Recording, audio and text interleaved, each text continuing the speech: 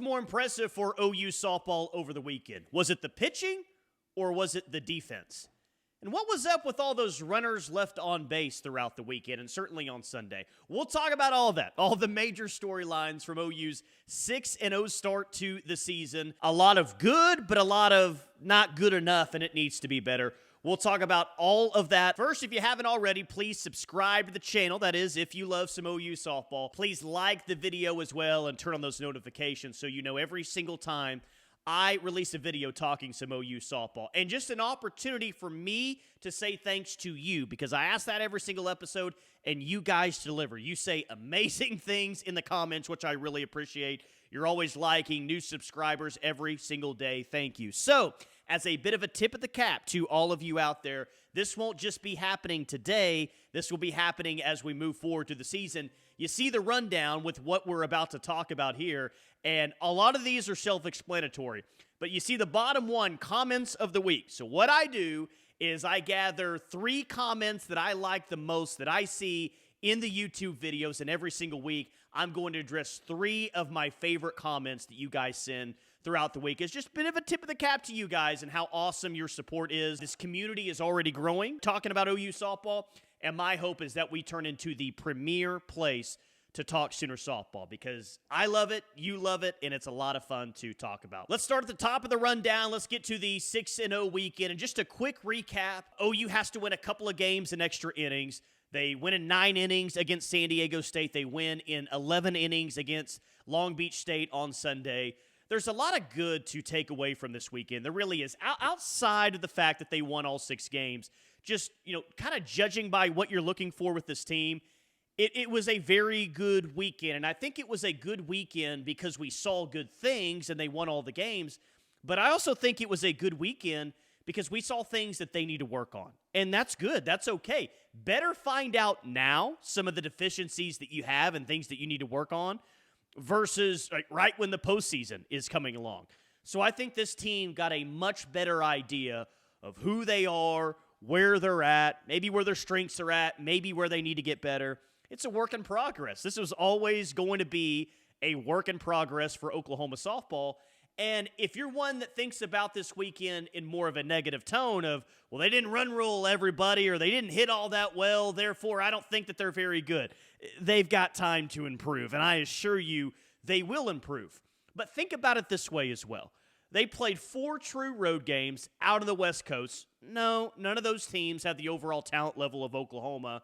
But I think that we can all agree here that Oklahoma did not play its best softball this past weekend. They played good softball for the majority of the weekend. They didn't play their best softball, and they still were a perfect 6-0. They still found ways to win. They still were faced with adversity and overcame it. So when I look at this 6-0 weekend, I look at some good. I look at some things that we're going to be talking about going into Waco next weekend saying, this has got to be better or else. But good, they faced adversity and they overcame it. This team was put in the fire in some ways, and they were able to escape and find ways to win. I think that's big moving forward. Just kind of overall, I feel very good about what we saw this first weekend. It's not a bad thing that we see some things offensively that they've got to get better at moving forward, because I assure you, JT Gasso, Patty Gasso, they will address those this week in practice. And let's see if those things improve as they get ready for the Getterman Classic against a Baylor team that is ranked in the top 25. All right, next up, biggest takeaway. And this one is a little bit tricky to me because I could say, well, the pitching was really good. I could say the defense was almost perfect the entire weekend. But we'll get to pitching, we'll get to defense, we'll get to those individualities because I got a lot of numbers and a lot of things to say on both of those. But just for me, the biggest takeaway is it's a lot of new.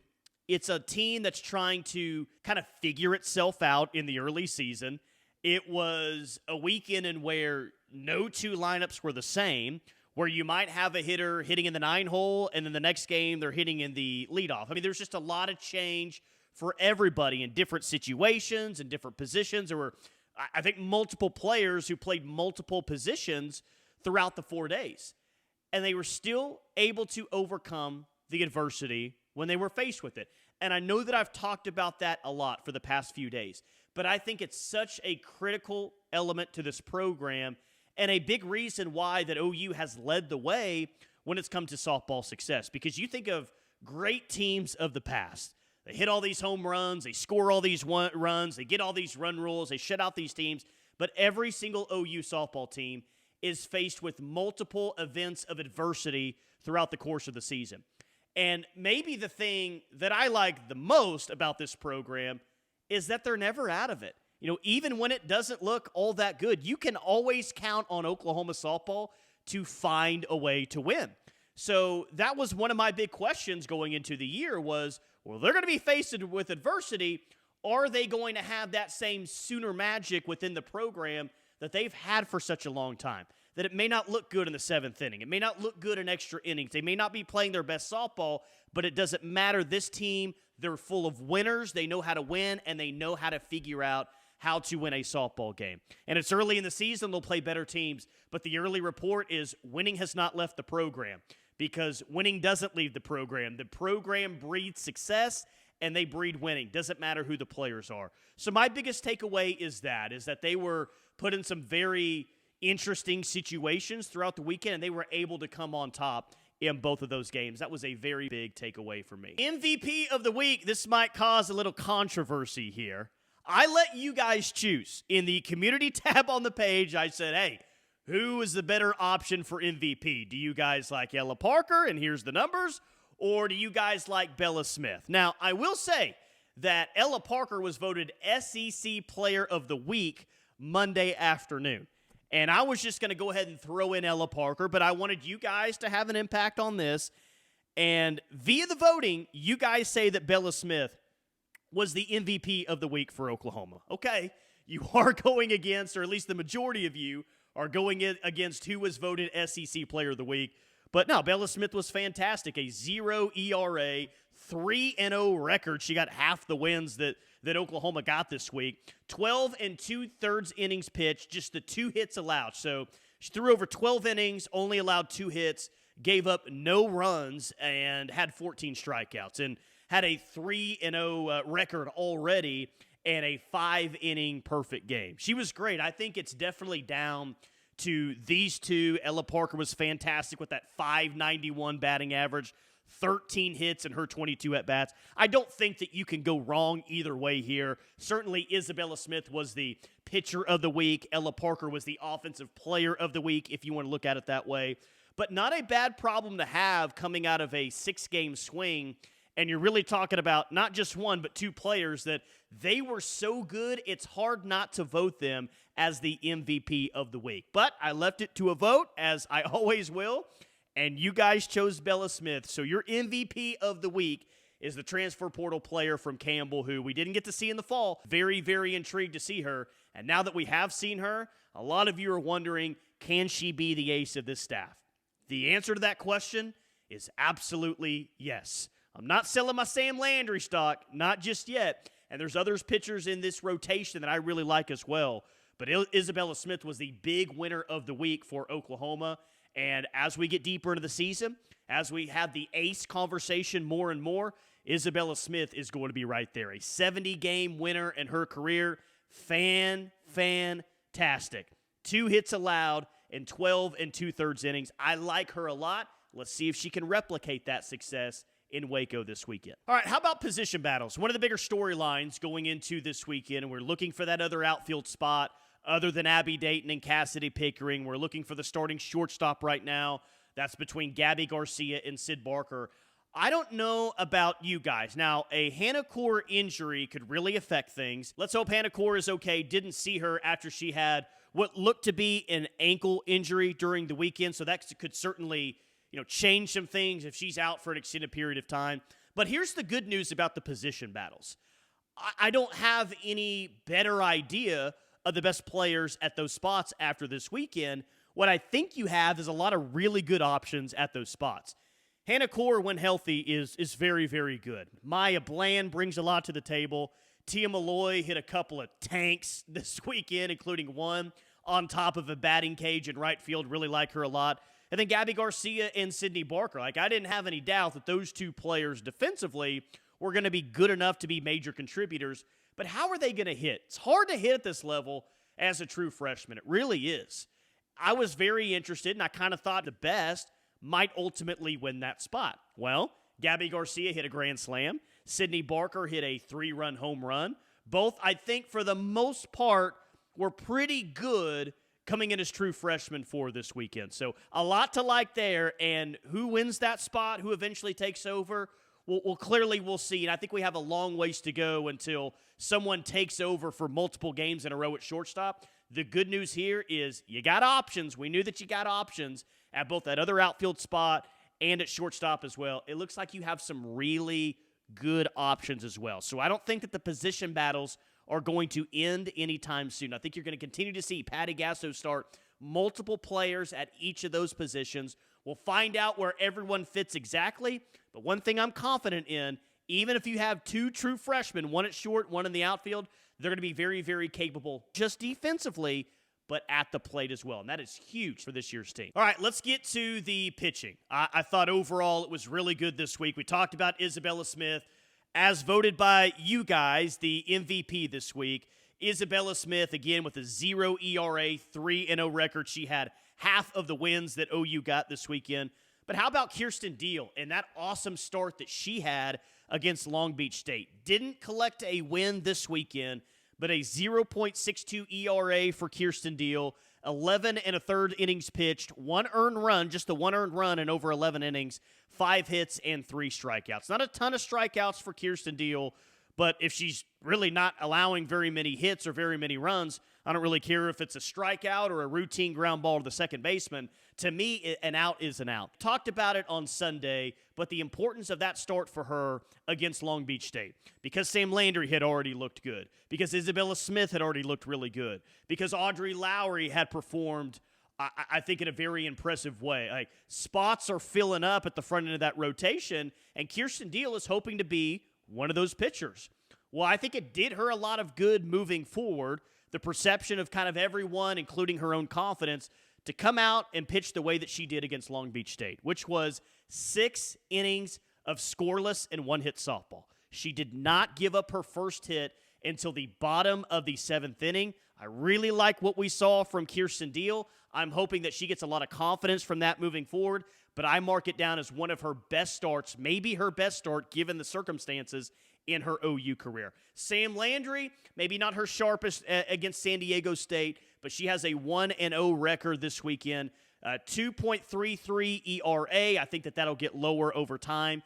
15 innings pitched, the 14 hits given up by Sam Landry, the 5 earned runs as well. 23 strikeouts, though. That's the number, and one of the more impressive individual numbers from this weekend. She's going to lead the team in strikeouts. She's going to be right there at the top of the SEC, maybe even in college softball for strikeouts. She is a strikeout pitcher, and she had 23 of those in 15 innings pitched. Pitched more innings than anyone on the staff this weekend, and I think that we're going to see Sam Landry continue to get a ton of innings moving forward, but a big-time strikeout pitcher, and that ain't changing anytime soon.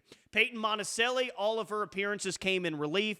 0 ERA for her, an inning and a third, 2 strikeouts, 0 hits given up. I think Peyton Monticelli is, for the most part, going to be someone that you use in a relief role. Nice to see that every time that she comes in a relief role, she's able to get some big-time outs like she did throughout the weekend. Then Audrey Lowry, her OU debut, 2 on, 2 outs. Boy, she better get out of this inning or OU's going to be in real trouble. It's probably going to lose this softball game. She gets a huge strikeout, and then she's great in extra innings against a good San Diego State team. I mean, what a collegiate debut for Audrey Lowry.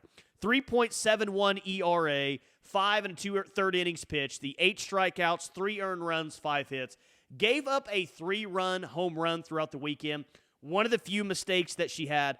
A lot to like there from Audrey Lowry. And look, it's still considered a question mark right now.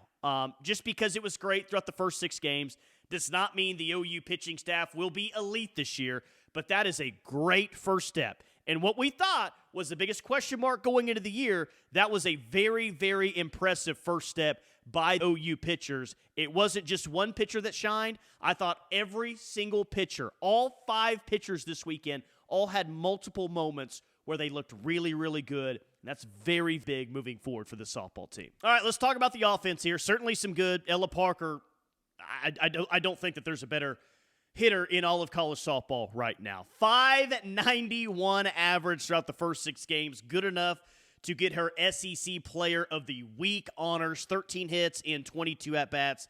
She was just absolutely unbelievable. And there was a point that was brought up to me in the YouTube comments of, it feels like she's a veteran, but she's still what we consider a young player. She's just 6 games into her true sophomore season. And man, is that not the case, and just a fantastic point. Because it feels like she is a 4-year player at this point, with all the confidence that she has walking to the plate, with all the confidence I have when she walks to the plate as well. She feels like someone who's been here for 3 or 4 years already. She's just 6 games into her true sophomore season. It already feels like she's truly elite. And you can say all the same things for Cassidy Pickering as well. So a huge blessing that Parker and Pickering had the years that they had last year, and I think that they're just going to trend towards incredible years. And I certainly think Ella Parker is going to be an All-American. I would say the same thing for Cassidy Pickering as well. Sid Sanders, I see some negative comments, critical comments about Sid Sanders in our comment section. 385 this weekend. She really got more and more comfortable as the weekend went on. Abby Dayton had a 350 average. There's Pickering with a 350 average, and Nelly with a 304 average. So some good offensive to take away. Several different players hit home runs throughout the weekend, but we've got to talk about too many runners left on base. And it's the biggest complaint I think that you can have coming out of this weekend. 12 left on base against Long Beach State, 6 against Loyola Marymount, 9 against Cal State Fullerton, 7 against Cal Baptist, 9 against San Diego State, 5 against Cal State Northridge. Unfortunately, it wasn't just one game where they left too many runners on base. They left 48 runners on base throughout the 6 games. That's way too much. That cannot be the case moving forward. My theory is that as they continued to leave runners on base throughout the weekend, I think it got in their head a little bit. And they'd have a nice start to the inning where there's 2 on and less than 2 outs, and they come out of the inning not scoring any runs. I'm hoping that was more mental than anything. I'm certainly not pressing the panic button on this after just 6 games, but it's got to be better moving forward. It's going to have to be better against a Baylor team that's ranked in the top 25. You cannot leave 12 runners on base against the Baylor Bears or really any team in the SEC and expect to win the softball game. It's got to get better. I think it will get better. The positive side of this, and Patty said this, last year or the year before, at least you're getting runners on base. So you can look at it that way as well if you want to take the positive from it. At least they were getting a lot of runners on base. They just got to be more clutch. They've got to be more timely hitting. And, offense maybe, I think a lot of times the last thing to come around for a team, especially with a lot of new.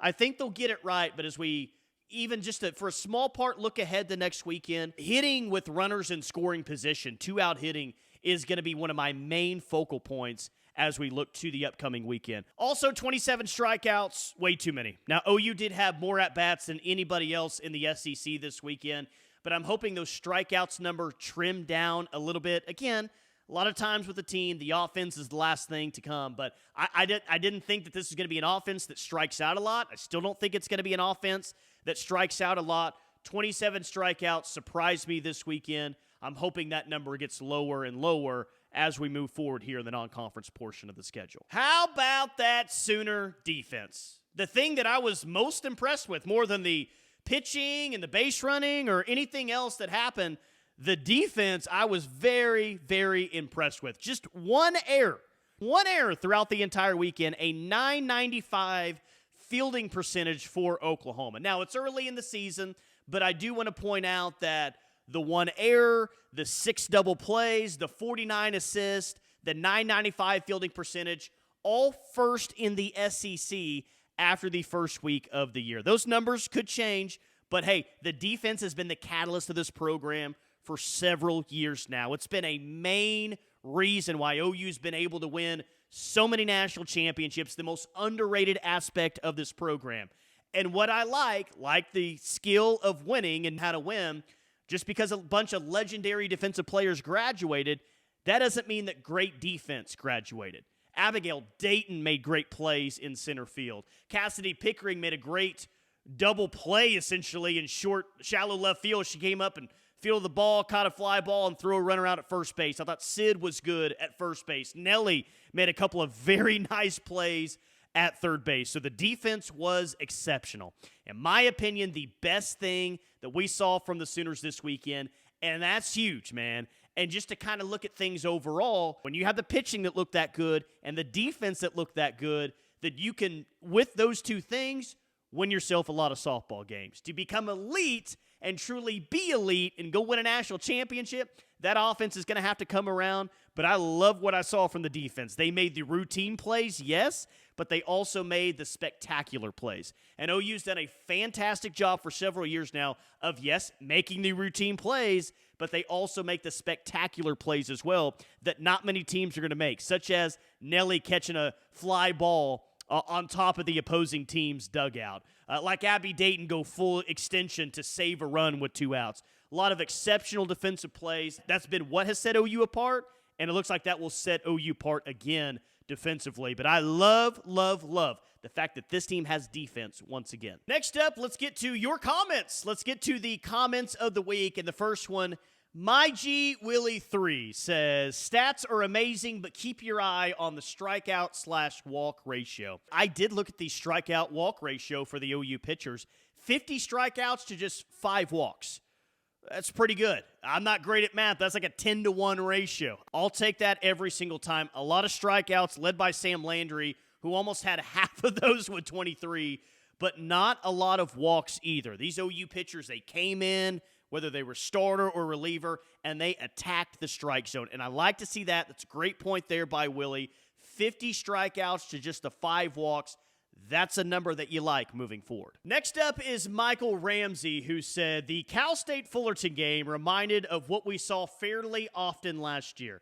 An overmatched opponent trying to whistle past the graveyard with a bunch of walks and hit by pitches to work their way through the order. At times, that strategy can be effective, especially if you have any weak spots in the lineup. It's a good sign there was production for the bottom half of the order. Got to be able to make them pay for working around Parker and Pickering. Yes, all of that, but I just love the whistle past the graveyard comment that Michael gave us. I laughed at that. I thought that was pretty good. 37 walks for the OU offense this weekend. It's pretty good. So they drew 37 walks, only gave up 5 walks. That's another walk-to-walk ratio that you really like as well. But hey, if teams want to put OU on base, so be it. They were 8 of 10 with stolen bases this weekend. Parker was a perfect 3 for 3 with stolen bases. So she led the team in stolen bases last year. She's already off to a nice start. She's 3 for 3 thus far. Abby Dayton was 2 for 2 stealing bases. So OU 8 of 10 through the first 6 games stealing bases. And we saw them be aggressive at times, maybe even at times a little bit more aggressive than I thought that they should be, going back to that Long Beach State game on Sunday. But they're going to continue to be aggressive, and if you want to walk and give this team easy passes, then if they can figure out the situational hitting, they're going to find ways to hurt you. Last one up is from Redneck Peril. What an outing by Deal, though. That is the step we were looking for. If she keeps that up, we are going to have a ridiculous pitching staff. Yeah, I was more optimistic than most about this pitching staff. This is not a I told you so moment. That is not my intention here because, well, things can revert back in a negative way if they don't pitch well against Baylor. But Isabella Smith, I know a lot of you are excited about her now, thinking that she has ace-level stuff.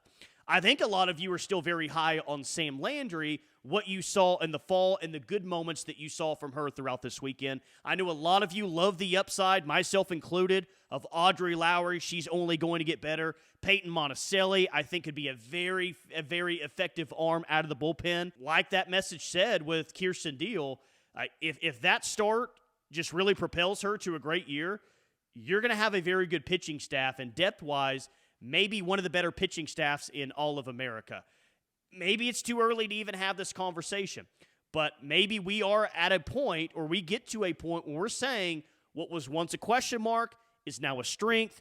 OU has multiple arms that can pitch big innings, and they can hurt you. So I love the idea of this pitching staff having a ton of depth. OU's had it in recent years, and, well, it's helped them win a national championship. So there's a quick rundown of the weekend that was for Sooner softball. Not much movement in the polls. OU still ranked number 3 behind both Texas and Florida in the newly released Top 25 by Softball America. But a work in progress. Let's see if they can improve from this past weekend to the next weekend, and a look ahead as to what's to come. OU will not be back in action until noon on Saturday against Hofstra, Getterman Classic in Waco, Texas. They'll turn around and play Baylor 2:30 on Saturday. That game will be on ESPN+. They'll play Hofstra 10 a.m. on Sunday, and then they'll play Baylor at 3 p.m. on Sunday. The 2 Baylor games will be on ESPN+. So Baylor, a team in the Softball America Top 25.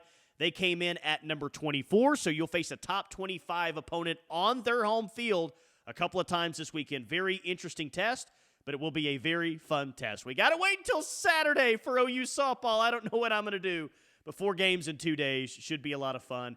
I love that they have essentially a week of practice time until they get to their next game to correct some of those things that they need to work on. But it's going to be a long wait until Saturday. In the meantime, I'll be putting out more and more content. We'll start to look ahead as the week moves on as to what's to come this weekend and the major storylines going into the Getterman Classic. Appreciate you guys as always. Thank you for watching. We'll talk soon.